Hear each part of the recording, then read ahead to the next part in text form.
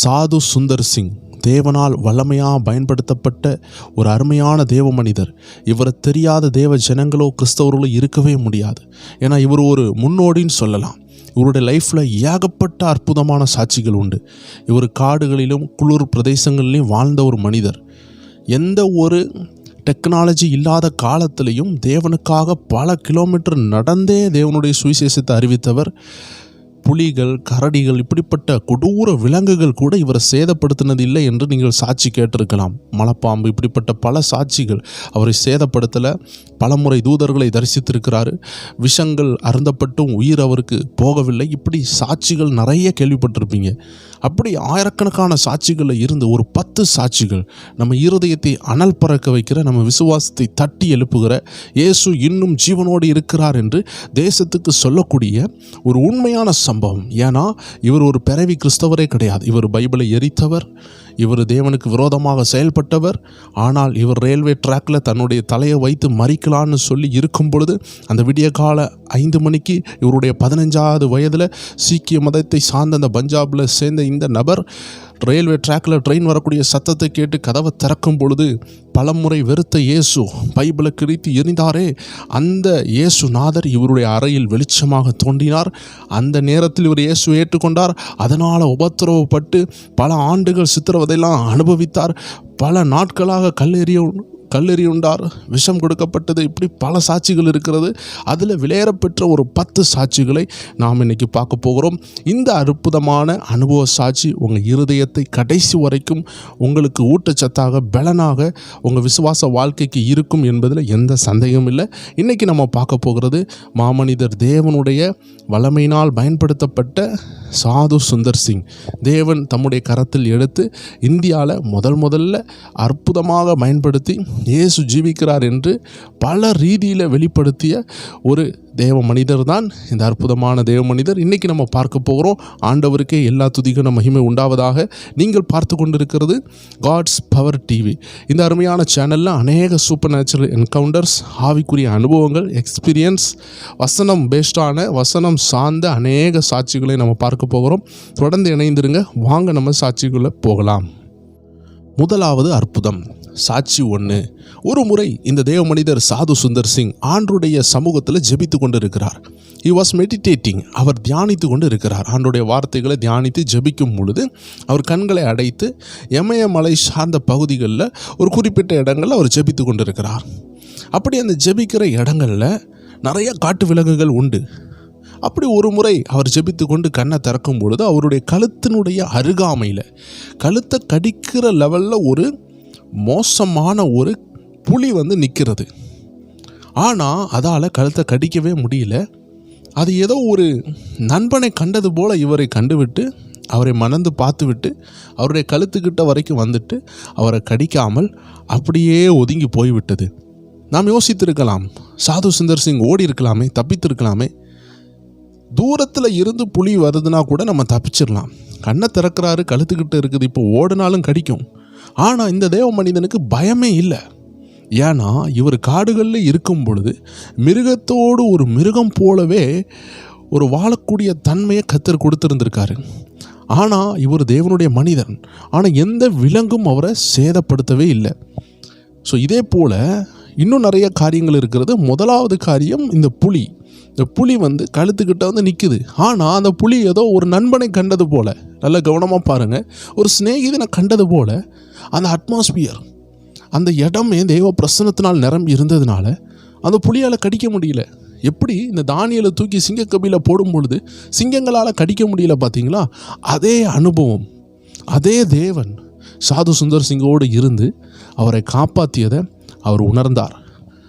அப்படியே அது தன்னை விட்டு கடந்து சென்றது. அவர் தொடர்ந்து ஜெபித்தார். ஜெபத்தை முடித்துட்டு தான் அவர் கடந்து சென்றார். இரண்டாவதாக, ஒரு பெரிய தாய் கரடி தன்னுடைய குட்டி பிள்ளையை தேடி வருகிறது. அதனுடைய குட்டி கரடியை காணலன்னு இவர் ஜெபித்து கொண்டிருந்த இடத்துல வருகிறது. இது இன்னொரு நாள் நடக்கிறது.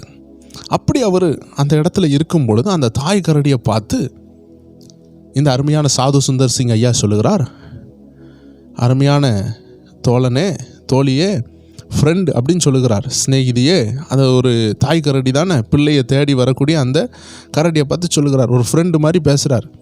எனக்கு உன்னுடைய குட்டி எங்கே இருக்குன்னு தெரியாது. I do not know where is your cups அப்படின்னு அன்பாக சொல்கிறாரு. என்னுடைய நண்பனே, எனக்கு தெரியாது, நீ போய் தேடு அப்படின்னு அதோடு பேசியிருக்கிறார். அப்படி பேசும்பொழுது அந்த கரடி என்ன செய்கிறது, அதை புரிந்து கொண்டு அப்படியே போயிட்டு கடிக்கவும் இல்லை, இவர்கிட்ட பிரச்சனையும் பண்ணலை.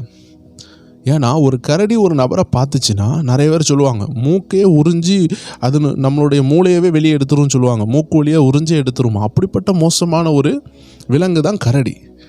அப்போ அது வேட்டையாடும். அதனுடைய கைகளில் உள்ள பலத்தினால் அடித்ததுன்னா நம்மளுடைய ஜாஸ், நம்மளுடைய தாடைகள் எல்லாம் பிஞ்சு வந்துடும். அப்படிப்பட்ட பலமான ஒரு மிருகம் தான் கரடி. இப்போ இவர் அதோட பேசியிருக்கிறார். சும்மா நின்னாலே அது தாக்கிடும். நம்ம கையை அசைச்சு பேசணுன்னா அது உயிரோடு இருக்கிறான்னு சொல்லிட்டு நம்மளை அடித்து பிச்சிடணும் வைங்களேன். பட் இந்த தேவ மனிதனுக்கு ஆண்டவர் கொடுத்த நடத்துதல் போ அப்படின்னு பேசியிருக்கிறார். அப்போது ஒரு ஆதாமும் ஏவாளும் அந்த ஆரம்ப நாட்களில் சிங்கங்களோடும் கரடிகளோடு இருந்த ஒரு வாழ்க்கையை, உண்மையான ஒரு தேவனுடைய வாழ்க்கை, அந்த இயற்கைக்கு அப்பாற்பட்ட ஒரு வாழ்க்கையை இந்த தேவ மனிதன் வாழ்ந்திருக்கிறார் என்று இந்த சாட்சிகள் நமக்கு வெளிப்படுத்துகிறது. மூணாவது காரியம், ஒரு முறை அவர் தூங்கி எழும்புகிறார். இது மூணாவது அற்புதம். தூங்கி எழும்பும் பொழுது ஒரு பெரிய மோசமான ஒரு பெரிய விஷம் நிறைந்த ஒரு பாம்பு அவருடைய பெட்ஷீட், அவர் மூடியிருந்த அந்த பெட்ஷீட்டுக்குள்ளாடியே இது படுத்திருக்கிறது. அவரை காட்டிலும் நீளமான ஒரு நாகப்பாம்பு, விஷம் நிறைந்த கோபரா நம்ம சொல்லுவோம், ராஜநாகம், இப்படி பல பெயர்கள் அதற்கு உண்டு. அது அவருடைய பெட்ஷீட்டுக்குள்ளே அதுவும் சேர்ந்து படுத்துருக்கு. அவர் திறந்து பார்க்குறார், அது படுத்து தூங்கி கொண்டு இருக்கு. எந்திரிச்சு பார்த்து நம்மலாம் ஷாக் ஆகிருப்போம் இல்லவா? அவர் அதை பார்த்து ஷாக் ஆகலை. ஏன்னா அவருக்கு தெரியும், தேவன் என்னை அழைச்சிருக்கிறார், இந்த காடுகள் மத்தியில் நான் ஊழியம் செய்யணும், எதுவும் என்ன சேதப்படுத்தாது அப்படின்னு சொல்லி அந்த தைரியத்தோடு தொடர்ந்து பல காட்டு விலங்குகள் இருந்தாலும் அவர் அதன் மத்தியில் வழியாக நடந்து செல்வது உண்டு. சிங்கங்கள் இருக்கலாம், யானைகள் இருக்கலாம், கரடிகள், மோசமான விலங்குகள் மத்தியிலெல்லாம் அவர் நடந்து சென்று வேறு கிராமங்களுக்கெல்லாம் சென்றிருக்கிறார், ஊழியங்களை செய்திருக்கிறார், எல்லா இடங்களிலும் போய் இயேசுவை பிரசங்கித்திருக்கிறார். அதனால தான் இன்றைக்கி நீங்கள் பார்த்தீங்கன்னா பெரிய பெரிய எழுப்புதலெல்லாம் அந்த பஞ்சாப் தேசத்தில் இப்பொழுது இந்த சீக்கியர்கள் மத்தியில் பயங்கரமாக அந்த சிங்குன்னு சொல்லக்கூடிய மக்கள் மத்தியில் இன்றைக்கும் நடந்து கொண்டு இருக்கிறது. அவர்கள் கூட்டம் கூட்டமாக தேவனை ஏற்றுக்கொண்டிருக்கிறார்கள். இதற்கு பின்னணியம் உண்டு. தேவன் எழுப்பிய தேவ மனிதர் சாது சுந்தர் சிங், ஆமீன், காலங்கள் பார்க்காம, மழைன்னு பார்க்காம, குளிர்னு பார்க்காம, வெயில்னு பார்க்காம இயேசுவே தேவன் என்று தெருவாக பிரசங்கித்தார். பல முறை கல்லடி வாங்கியிருக்கிறார். ஒரு முறை என்ன நடந்தது, இது ஒரு நாலாவது அற்புதம்.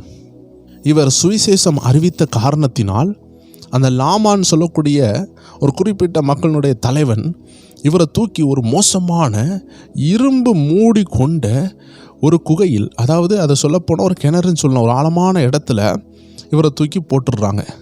அங்கே போடப்பட்ட எல்லாருமே செத்துருவாங்க. உள்ள எலும்புக்கூடுகள் தான் கிடக்கும். அப்படி அந்த இரும்பு கதவுகள், அசைக்க முடியாத அந்த மோசமான பெரிய மூடி எடுத்து மூடி அதனுடைய சாவியை எடுத்து இவன் தன் இடுப்பில் கட்டி கொண்டான். அந்த எஜமான் லாமான் சொல்லக்கூடிய அந்த நபர், இவன் ஒரு தலைவன். ஆனால் இவர் அந்த மோசமான இருட்டுக்குள்ளாடி, அங்கே தியால் இருந்திருக்கலாம், பாம்பு இருந்திருக்கலாம், ஆனால் இவர் அங்கே 3 நாள் ஜெபிக்கிறார். நம்மளாக இருந்தால் என்ன நினைப்போம், ஆண்டவர் கைவிட்டார், அற்புதம் செய்யலாம்னு நினைப்போம், இங்கேயே தான் செத்து போயிடுவோன்னு நினச்சிருப்போம். ஆனால் 3ஆவது நாள் ஒரு சவுண்டு கேட்குது.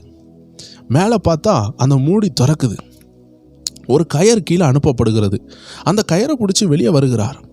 வெளியே வந்துட்டு இவர் சுற்றி பார்க்குறாரு, அங்கே யாருமே இல்லை.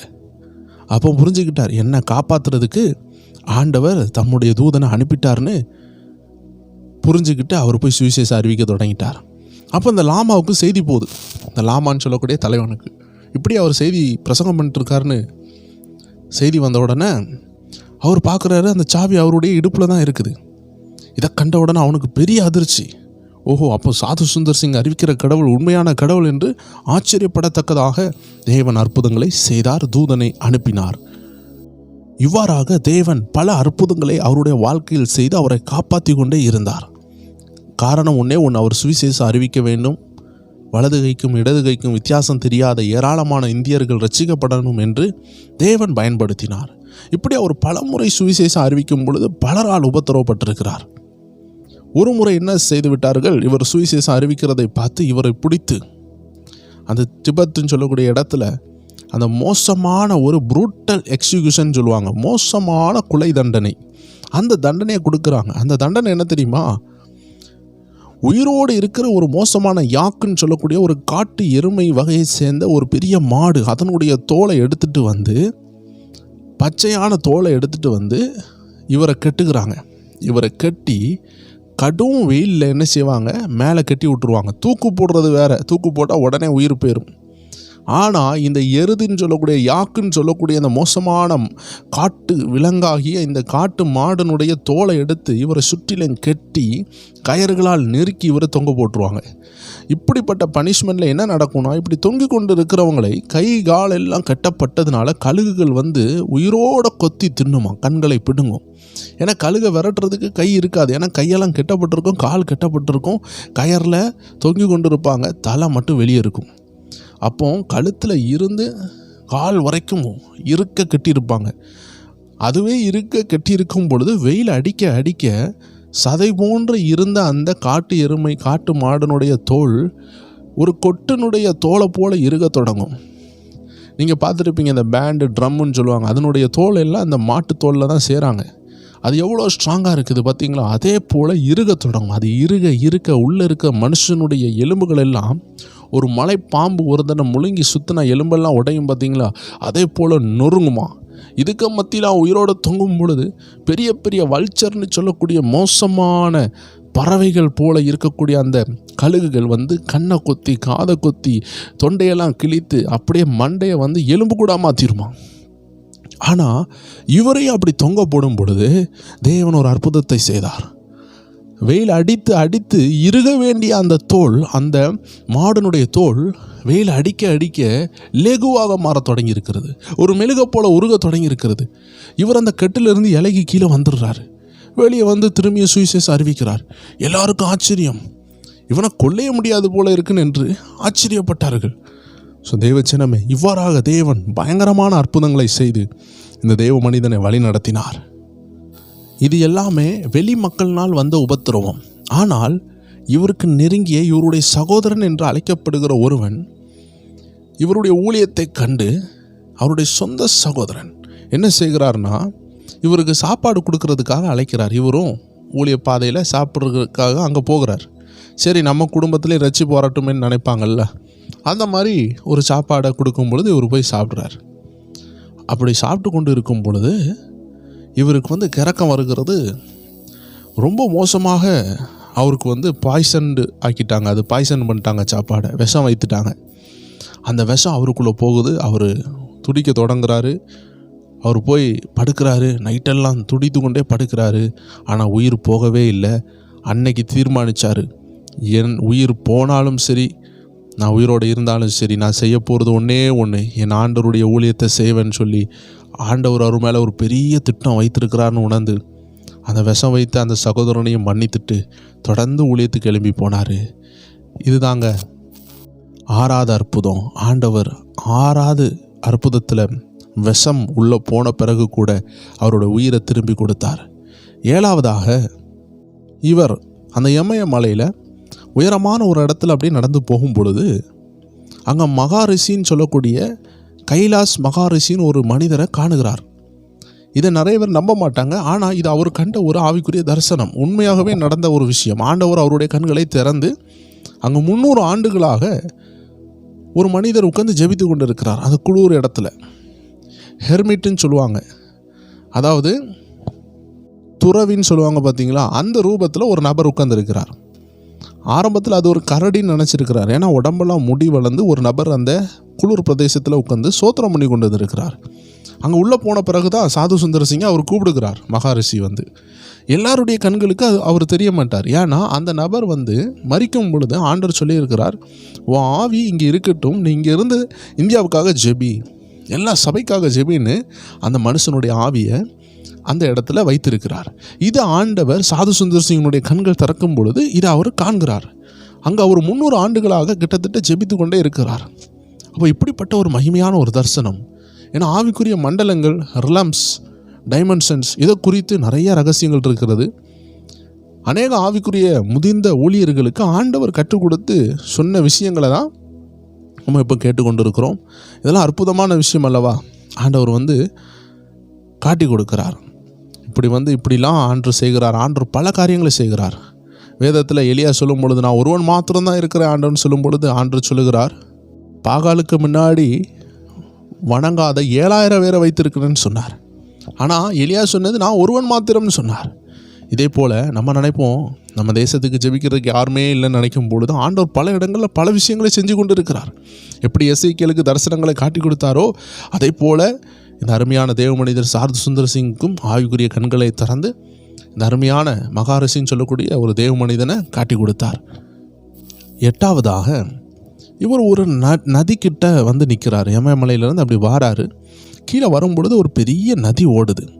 அப்போ அந்த நதியை கடக்கணுன்னா ஆல்ரெடி குளிர், இனி இந்த தண்ணிக்குள்ளே இறங்கி நீந்திலாம் நடக்க முடியாது, அவ்வளோ ஃபோர்ஸாக போகிறது. இப்போ ஒரு ஊழியம் செய்கிற தேவ மனிதர், இவருக்கு வீடு சாப்பாடு குடும்பம் எதுவுமே கிடையாது. ஒரு துறவி போல தேவனுக்காக உண்மையாகவே நாடோடிகளை போல எல்லா இடங்களிலும் ஆண்டோடைய ஊழியத்தை செய்த ஒரு வல்லமையான தேவ மனிதர், கனி நிறைந்த தேவ மனிதர் தான் சாது சுந்தர் சிங்.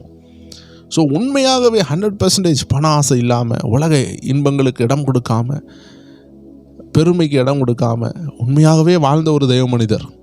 அப்போது இவர் அந்த நதிக்கிட்ட நிற்கிறார். இப்போ படகோ கப்பலோ எந்த ஒரு ஃபெசிலிட்டியும் கிடையாது. யாருமே அவரை கூப்பிட்டு அடுத்த கரைக்கு கொண்டு போக கூட யாரும் இல்லை. இப்போ ஊருக்கு வரணும். மலையிலேருந்து ஜெபிக்க போன நபருக்கு இப்போது இந்த காற்று ஆற்றுகளை பற்றி உங்களுக்கு தெரியும். இந்த ஆறுகள் பார்த்திங்கன்னா காலையில் போகும்பொழுது வெறுமையாக இருக்கும். சிலப்போ பார்த்திங்கன்னா மாலை வரும்பொழுது அதில் தண்ணி அடித்து ஓடிக்கிட்டு இருக்கும். அதனால தான் நிறைய பேர் இந்த ரிவர் சைடில் போய் குளிக்க போனவங்கலாம் திடீர்னு வெள்ளத்தில் மாட்டிடுவாங்க. இதான் காட்டு வெள்ளம்னு சொல்லுவாங்க. காட்டு வெள்ளத்தில் மாட்டக்கூடிய நிறைய பேர் உண்டு. இப்போ இவர் வாராரு, அங்கே ஓடிக்கொண்டு இருக்குது. ஒருவேளை இவர் காலையில் போகும்பொழுது ஃப்ரீயாக இருந்திருக்கும், ஜெபிக்க போயிருப்பார்னு வைங்களேன். இது வரும்பொழுது திரும்பி வரும்பொழுது அது பயங்கரமாக ஓடுகிறது. இப்போ இந்த இடத்துல கடந்து போகணும். அந்த இடத்துல முழங்கால் பண்ணி ஜெபிக்கிறார். ஆண்டவரே எனக்கு கடந்து செல்ல உதவி செய்யுங்கப்பா அப்படின்னு கொஞ்சம் நேரம் ஜெபிச்சு கொண்டிருக்கும் பொழுது அப்படியே அவர் ஒரு மயக்க நிலைக்கு போகிறார். அப்படியே அவர் மயங்கினது போல் ஒரு கண்ணை திறந்து பார்த்தா மறுகரையில் இருக்கிறார். அவர் நீந்தினதும் அவருக்கு தெரியல, அவர் உடம்பும் தண்ணி ஆகலை. எப்படிடா இங்கே வந்தோன்னு யோசித்து கொண்டு இருக்கிற லெவலில் கர்த்தர் அற்புதம் செய்தார். ஆண்டவர் டெலிபோர்ட் பண்ணார் இந்த இடத்துல இருந்து இன்னொரு இடத்துக்கு. இப்படி இவருடைய லைஃப்பில் நிறைய முறை ஆண்டவர் டெலிபோர்ட் பண்ணியிருக்கார். எப்படி பிலிப்பை ஒரு இடத்துல இருந்து இன்னொரு இடத்துக்கு கொண்டு போனது போல் ஆண்டவர் இந்த அற்புதமான தேவ மனிதனை பல முறை என்ன செய்திருக்கிறார், ஆவிக்குரிய அனுபவங்களை கொடுத்திருக்கிறார். இந்த அனுபவங்கள் தேவனுடைய ராஜ்யத்தை சுவிசேஷத்தை அறிவிக்கிறதுக்காகவே இதை செய்தார். பிலிப்புக்கு அதுக்காக தானே ஒரு நபர்கிட்ட போகணும்னு சொல்கிறார். அங்கேருந்து சுவிசேஷம் முடித்தவுடன் பரிசுத்த ஆவியானவர் என்ன செய்கிறார், இன்னொரு இடத்துக்கு கொண்டு போகிறார். இன்னொரு இடத்துக்கு ஏன் கொண்டு போகிறார், ஊழியம் செய்கிறதுக்காக. ஒரு முறை என்ன ஆகிவிட்டுனா, இவர் சுவிசேஷம் அறிவிக்கிறார்னு சொல்லி புத்திஸ்ட் மங்கு, பௌத்த மதத்தை சேர்ந்த ஒரு மங்க் என்ன செய்கிறாங்க, அந்த தலைவன் என்ன செய்கிறாரு, இவர் திபெத் பட்டணத்தில் அந்த இடத்துல உள்ள அந்த ஆள் ஒரு குறிப்பிட்ட ஒரு கல்லுகளால் நிறைந்த ஜன்னலே இல்லாத வென்டிலேஷனே இல்லாத காற்று உள்ளே புகர முடியாத விண்டோலெஸ் ஸ்டோன் செல்லுன்னு சொல்லுவாங்க, அதில் ஒரு பெரிய இரும்பு கதவை போட்டு பூட்டி விட்டாங்க. பூட்டிட்டு நைட்டு பூட்டுறாங்க. இவர் நைட்டு ஃபுல்லாக ஜெபிக்கிறாராங்க. அடுத்த நாள் காலையில் இவர் உள்ளே என்ன செய்கிறார், செத்துட்டாரான்னு திறக்கும் பொழுது உள்ளே ஆளை காணலை. உடனே தேட ஆரம்பிக்கிறாங்க. எங்கடா போனாங்க, பூட்டி நம்மளை வச்சுருக்கோன்னு சொல்லி தேட ஆரம்பித்தா இவர் பல கிலோமீட்டர் தள்ளி ஆண்டோடைய ஊழியத்தை ஒரு கிராமத்தில் செய்து கொண்டிருக்கிறார். அங்கே போய் அந்த நபர்கள் அடுத்த நாள் கேட்குறாங்க, எப்படியா நீர் இங்கே வந்தீர், எப்படி உமக்கு இந்த கதவு திறக்கப்பட்டது, எப்படி வந்தீங்கன்னு கேட்டால் அவர் என்ன சொன்னார்னா, நல்ல ஒரு காமெடியாக சொல்லியிருக்கிறார், சிம்பிளாக சொல்லியிருக்கிறார், அதையே ஆண்டவர் கொண்டு வந்தார்னு. அவங்க எல்லாம் ஆச்சரியப்பட்டாங்க. என்னப்பா இவரை வணங்குற ஆண்டவர் எந்த ஆண்டவர், இந்தியாவில் எத்தனையோ கோடி தேவர்கள் இருக்காங்க, தேவிகள் இருக்கிறாங்க, இவன் சொல்கிற ஆண்டவர் யாருன்னு ஆச்சரியப்படத்தக்கதாக அநேகர் இவருடைய சாட்சிகளை கண்டு ரட்சிக்கப்படத்தக்கதாக தேவன் இவருடைய வாழ்க்கையை அபிஷேகம் பண்ணி பயன்படுத்தி இருக்கிறார். அடுத்ததாக அடுத்த சாட்சி, கடைசி சாட்சியாக, இவர் ஒரு தேவ மனிதன் பார்த்தீங்களா, அதனால் ஊழியம் செய்து கொண்டு இரவு நடு இரவு எல்லா நேரங்களும் ஆண்டோடைய ஊழியத்தை செய்கிற ஒரு தேவ மனிதர், நேரம் பார்க்காம ஆண்டோடைய ஊழியத்தை செய்கிறவர். அப்போ ஒரு முறை இரவு அந்த பனி நிறைந்த அந்த இமயமலையிலிருந்து வேகமாக இறங்கி வருகிறார். ஏன்னா இவர் செருப்பு கூட போட மாட்டார். இவருடைய கால்கள் இரத்த கால்கள் என்று அழைக்கப்பட்ட ஒரு தெய்வ மனிதர். ஏன்னா கால்களில் பல முள்ளுகள் கீறி ரத்தமாக இருக்கும், செருப்பு கூட இருக்காது. வெறும் காலில் அப்படி வேகமாக வருகிறார். அப்படி நடந்தால் ஸ்ட்ரோக்லாம் வந்துடும், நரம்புகள்லாம் வெடிச்சிரும், அந்த மாதிரி இருக்கக்கூடிய ஒரு நிலைமை. அது பல வியாதிகளை கொண்டு வரும். ஆனால் இவருக்கு ஒன்றுமே ஆகாது. அப்படி தான் ஆண்டவர் அவரை பாதுகாத்திருக்கிறார். அப்படி நடந்து வரும்பொழுது பயங்கரமான குளிர். அப்போ இவர் கூடயும் இன்னொரு நபர் என்ன செய்கிறாரு, அவர் தூரத்துலேருந்து ஓடி வரார். அப்படி அவர் ஓடி சாது சுந்தர் சிங்கை கடந்து வேகமாக ஓடி கீழே கிராமத்துக்கு பேரலான்னு அவர் போய் கொண்டு இருக்கும் பொழுது கீழே ஒரு நபர் விழுந்து கிடக்கிறார். அப்போது சாது சுந்தர் சிங்க்கு முன்பதாக சென்ற அந்த நபர், இவனை தூக்குனால் என்னால் கிராமத்துக்கு போக முடியாதுன்னு சொல்லிட்டு அந்த நபரை கீழே போட்டுட்டு அவர் வேகமாக கிராமத்துக்கு ஓடுகிறார். நல்லா யோசித்து பாருங்கள், ஒரு குளிர் காற்று அடிக்கிற இடத்துல வேகமாக ஓடுனா அந்த குளிர் இன்னுமே தாக்கும். ஸோ அப்போ கீழே கடந்த நபர் என்ன செய்கிறாரு, மயங்கி கிடக்கார். மொத்தம் 3 நபர்கள் இருக்காங்க. சாது சுந்தர் சிங் பின்னாடி வராரு, ஒரு நபர் கீழே விழுந்து கிடக்கிறாரு.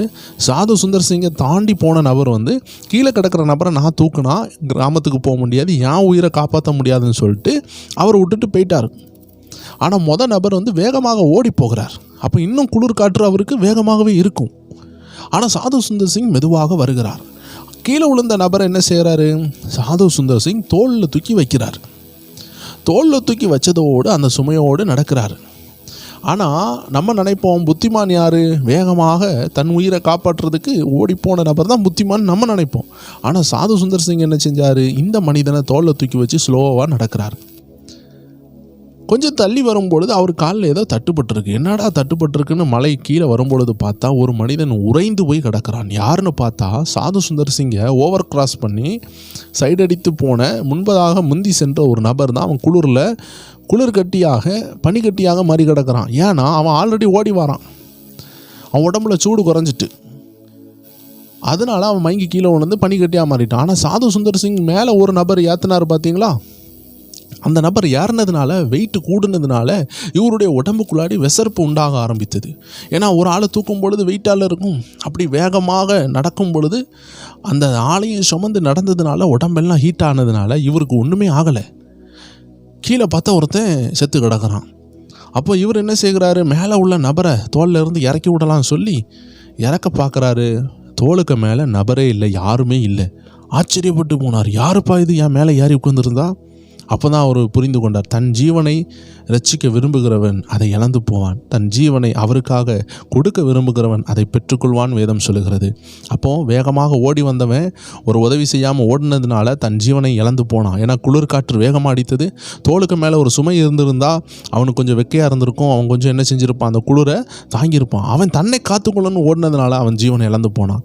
இவர் பிறரை காத்துக்கொள்ளணும்னு தன் ஜீவனை கொடுத்ததுனால இவர் தன் ஜீவனை பெற்றுக்கொண்டார் என்று உணர்ந்து, என் மேலே வந்தது தேவனுடைய தூதன், கர்த்தர் என்னை காப்பாற்றுறதுக்காக இந்த சிலுவையை சுமக்க எனக்கு உதவி செய்தார், சுமந்ததுனால நான் இன்னைக்கு உயிரோடு இருக்கிறேன்னு சொல்லி ஆண்டவருக்கு நன்றி செலுத்தி ஆண்டோடைய ஊழியத்தை செய்ய தொடர்ந்து போனார். இது மட்டும் இல்லை தேவ ஜனமே, இந்த மனிதனுடைய வாழ்க்கையில் ஆரம்பத்தில் இருந்து எல்லாமே அற்புதம் தான், சொல்லிக்கொண்டே போகலாம்.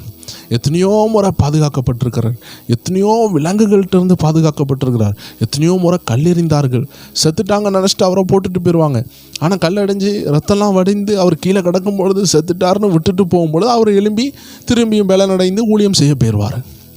அதே மாதிரி இந்த மகாரிஷின்னு சொல்லக்கூடிய கைலாஸ் மகாரிஷியை 3 முறை பார்த்துருக்கிறார், ஆவிக்குரிய தரிசனத்தில் நேரடியாக பார்த்துருக்கிறார். இப்படி தேவன் பல முறை இவருக்கு அற்புதம் செய்திருக்கிறார். அடுத்து இந்த டெலிபோர்ட்டேஷன், ஆவியில் வேறு இடத்துக்கு போகிறது, இப்படி பல முறை ஊழியங்களுக்கு வேறு இடங்கள் செல்லுகிறதற்கு ஆண்டவர் இவரை டெலிபோர்ட் பண்ணியிருக்கிறார். ஒரு இடத்துலேருந்து இன்னொரு இடத்துக்கு ஆண்டவர் அவரை தூக்கி சென்றிருக்கிறார். இது ஏன் அவர் எழுதி அவருடைய சாட்சிகளில் சொல்கிறாருன்னா, ஊழியத்தை செய்கிறதுக்கு அந்த நாட்களில் ஃபெசிலிட்டிஸ் கிடையாது, வாகனங்கள் கிடையாது, பல மக்களை தொடணும். அப்போ ஆண்டவர் அவரை இப்படி பயன்படுத்தி இருக்கிறார். அதே போல் ஆவிக்குரிய டெலிபோர்ட்டேஷனும் இவருக்கு நடந்திருக்கு. அதாவது ஆவிக்குள் ஆகிறது. சரீர ரீதியாக பிலிப்பை போல கொண்டு போன அனுபவங்கள் இருந்தாலும் ஆவிக்குரிய ரீதியாக இவரை ஆண்டவர் என்ன செஞ்சுருக்கார், பல முறை தரிசனங்கள் காட்டியிருக்கிறார், அநேக ஆவிக்குரிய ரகசியங்களை வெளிப்படுத்தியிருக்கிறார். எப்படி சாத்தான் வஞ்சிப்பான், எப்படி ஒளியின் தூதன் வேஷத்தை தரித்து சாத்தான் வருவான், எப்படி வரங்களை பயன்படுத்தி கனியற்றவர்களாக மாற்றுவான், லூசிஃபர் எப்படி விழுந்தான், இந்த போல பல தரிசனங்களை ஆண்டவர் இந்த தேவ மனிதர் காட்டியிருக்கிறார். அது மட்டும் இல்லை, பல ஆயிரம் மக்களுக்கு சுவிசேஷத்தை அறிவித்து இந்தியாவில் உள்ள ஒரு பெரிய அப்போஸ்தலனாக அநேக தேவ மனிதர்களை எழுப்பக்கூடிய ஒரு அபிஷேகம் உள்ள தேவ ஊழியராக ஆண்டவரை மாற்றியிருக்கிறார். இயேசுவை முகமுகமாக கண்டதிலிருந்து அவருடைய வாழ்க்கையில் இருந்து ஒவ்வொரு நாளும் பல ரீதியில் பாதுகாக்கப்பட்டு விஷமே கொடுக்கப்பட்டாலும் அவருடைய ஜீவனை எடுக்க முடியாமல் கர்த்தர் அற்புதமாக பாதுகாத்து கடைசியாக அவருடைய மரணம் கூட அற்புதம். ஏனென்றால் அவருடைய மரண டைமில் கூட அவர் எங்கே மரித்தார்னு கூட யாருக்குமே தெரியாது. எல்லாரும் சொல்கிறது என்னென்னா 1929 திபெத்தை நோக்கி சென்ற மனிதர் எங்கே போனார்னே தெரியல, அவருடைய சரீரம் எங்கே இருக்குதுன்னே தெரியல, யாருமே அதை அடக்கம் பண்ணலை. நிறைய பேர் நம்புகிறது என்னென்னா சாது சுந்தர் சிங்கை ஆண்டு எடுத்திருப்பார், மறைத்திருப்பார். ஆண்டு மோசையை எப்படி மறைத்தாரோ அதே போல் சாது சுந்தர் சிங்கையும் மறைத்துட்டார். அதாவது இதை சொல்ல போனால் ஒரு தெய்வ மனிதர் இந்தியா எல்லாம் கலக்கிட்டு அப்படியே அக்னி ரதத்தில் எலியாவை போல மறைந்து போனது போல இவருடைய ஜீவனும் ஆண்டு எடுத்திருக்கலாம். அநேகர் என்ன சொல்கிறாங்கன்னா மகாரிஷியை போல இவரும் இன்றைக்கும் சில நேரம் ஆண்டவருடைய சரீரத்தை எடுத்தாலும் இவருடைய ஆவியை எங்கேயாவது வைத்து ஜெபிக்க கூட வைத்திருக்கலாம் என்று பல ரீதிகளில் ஆவிக்குரிய மனிதர்கள் நினைக்கிறாங்க. ஏன்னா இவருடைய சரீரம் கிடைக்கவே இல்லை. இவர் ஊழியத்தை முடிச்சுட்டு சென்றவர், அதற்கு பிறகு யாருமே அவரை பார்க்கவில்லை. அற்புதமான தேவ மனிதன், சொல்லிக்கொண்டே போகலாங்க. விசுவாச வாழ்க்கையில் இப்படிப்பட்ட அற்புத சாட்சிகளை நம்ம இவங்கள்ட்ட இருந்து கேட்டுக்கொண்டே இருக்கலாம். முன்னாடிகளாக இருந்த இவர்கள்ட்ட நம்ம எதிர்பார்க்கலாம் நிறைய காரியங்கள். அதான் வேதம் சொல்லுகிறது, மேகம் போன்ற சாட்சிகள். இன்றைக்கி நம்மளை சுற்றிலும் மேகம் போன்ற சாட்சிகள் இருக்கிறது. நம்ம தனியாக ஒன்றும் கிறிஸ்தவ வாழ்க்கையை வாழலை, விசுவாச போராட்டத்தில் இல்லை. நீங்கள் உங்களுக்கு போராட்டம் வரும்பொழுது உங்களுக்கு முன்னோடிகளாக ஓடின வேதத்தை திறந்து நீங்கள் எந்த போராட்டத்தில் இருக்கிறீங்க? பரிசுத்த வாழ்க்கையில் போராட்டமா? சிம்சோனை எடுத்து கேட்டு பாருங்கள். பரிசுத்தத்தை அடகு வச்ச பொழுது, அதை நாசமாக்கின பொழுது சிம்சோனுடைய வாழ்க்கையில் நடந்த அகோரங்களை பாருங்கள். பரிசுத்தத்துக்கு போராட்டம் வந்த யோசேப்பை நோக்கி பாருங்கள். தன்னை காத்து கொண்டதினால் உயர்த்தப்பட்டதை நீங்கள் பார்க்கலாம். லூசிஃபர் கர்த்தரால் உண்டாக்கப்பட்ட வல்லமையான தூதன், அவன் பெருமைப்பட்டதினால் வந்த ஆபத்தை பாருங்கள். ஆதாம் ஏவாள் அவர்கள் சோதிக்கப்பட்டதினால் வந்த ஆபத்தை பாருங்கள். லோத்து ஆபிரகாமை விட்டு பிரிந்து போய் தன் சொந்த எண்ணத்தில் போனதுனால, கர்த்தருக்கு விரோதமான ஒரு இடத்துல போய் பாவம் நிறைந்த ஒரு இடத்துல இருந்ததுனால அதனால் வந்த சேதத்தை பாருங்கள். வேதத்தில் இப்படி தேவனால் எழுப்பப்பட்ட ஏகப்பட்ட சாட்சிகள் இருக்கிறது. இந்த சாட்சிகள் எல்லாம் நம்ம விசுவாசத்தை அனல் பறக்க வைக்கிறது, நம்மளையும் சாதிக்க தூண்டுகிறது. பாவம் செய்த ஒவ்வொரு மனிதர்களுக்கு பின்னாடி இருந்த ஆபத்து இருக்கிறது. யூதாஸ் காரியத்தை பாருங்கள், ஆண்டு கொண்டு செத்தான். ஆனால் கர்த்தருக்காக எழும்பின மோசமாக இருந்த சவுல் என்ற பவுல் கர்த்தருக்காக வல்லமையாக பயன்பட்டார். ஸோ 2 விஷயம் நமக்கு புரிகிறது. ஒன்று, பெருமையில் விழுந்தவர்கள் இருக்கிறாங்க, பாவத்தில் விழுந்தவர்கள் இருக்கிறாங்க. இன்னொன்று, பரிசுத்தத்தில் எழும்பினவர்கள் இருக்கிறாங்க. அடிக்கடி ஒரு வல்லமையான தேவ மனிதர் சொல்வார், யாருமே பிறக்கும் பொழுதே பரிசுத்தான் கிடையாது.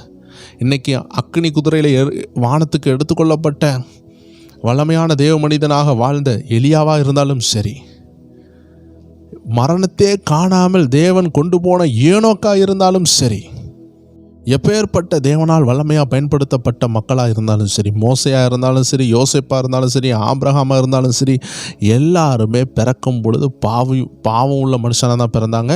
பூமியில் இருந்தால் பரலோகத்துக்கு போனாங்க. அவங்க பரலோகத்திலிருந்து குதிக்கவே இல்லை. அதனால் நம்ம எல்லாராலையும் பரிசுத்தமாக வாழ முடியும். பைபிள் சொல்லுகிறது, நீதிமான் ஒருவரும் இல்லையா, யாருமே நீதிமான் இல்லையா. ஏன்னா எல்லாருமே பிறக்கும் பொழுது பாவத்தோடு பிறக்கிறோம். தாவீது சொல்லுகிறார், என் தாய் அதாவது பாவத்திலே கர்ப்பம் தரித்தான்னு சொல்லுகிறார். அப்படின்னா நம்ம ஜென்ம பாவம், ஆதாமுடைய பாவம் நமக்குள்ளே செயல்படுகிறது.